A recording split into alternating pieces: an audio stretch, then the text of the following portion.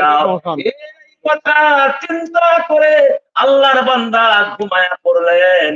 আমার বন্ধুগণ, যখন ঘুম ধরে গেছে, আল্লাহর বান্দা ঘুমিয়ে গেছেন। ঘুমার পরে আল্লাহর বান্দা এই স্বপ্ন দেখতেছেন। কে জানি এসে বলতেছে, ওরে আল্লাহর বান্দা, তুমি যে কান্নাকাটি করেছো, এই কান্নাকাটি আমার আল্লাহ পছন্দ করে ফেলেছেন।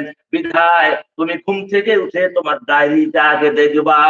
সে ঘুম থেকে উঠে দেখে যে ডায়েরি একেবারে সাদা হয়ে গেছে।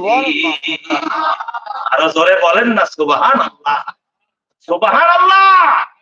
তার ডায়েরি সাদা, শুধু সাদা নয়, শুধু সাদাই নয়, যে যে জায়গায় গুনার আন্ডারলাইন দিয়ে রেখেছিল কলম দিয়া, ওই গুনার জায়গায় আল্লাহ নেক দিয়া ভরপুর করে দিয়েছে।